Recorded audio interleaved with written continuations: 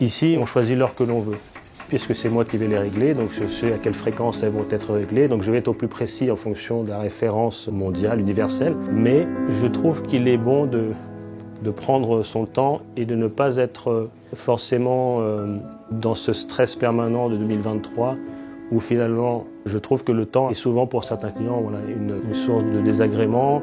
Bien qu'on ait une certaine rigueur à faire tout ce que l'on fait, je pense qu'on n'a pas besoin d'être aussi pressé.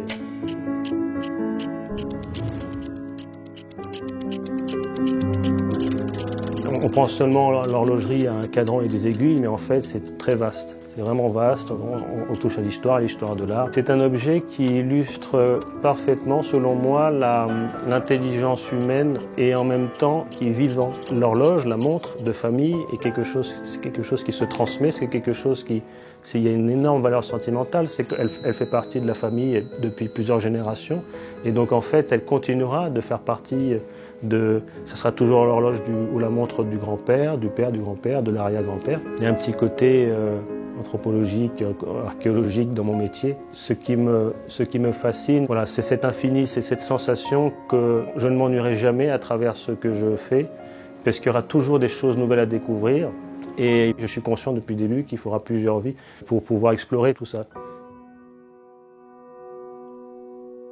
Lorsqu'on restaure une horloge ancienne, un mécanisme ancien, on est obligé de prendre en compte l'époque, les alliages utilisés, les techniques, les méthodes utilisées, trouver un équilibre avec l'usure qui s'est accumulée depuis une centaine ou des centaines d'années.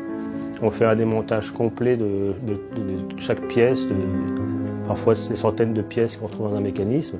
Régulièrement, on regarde à la loupe au dixième de millimètre, voire au centième, certains détails pour s'assurer de l'état de chaque pièce. On va venir corriger l'usure qui a pu s'accumuler sur chaque pièce. Et donc on va corriger tous les points de friction. Dès qu'il va y avoir un endroit qui est usé, où il manque de la matière, qui ne permet plus au mécanisme de fonctionner, de donner l'heure ou de sonner, on va venir intervenir et restaurer afin que ça puisse retrouver sa fonction initiale, donc donner l'heure.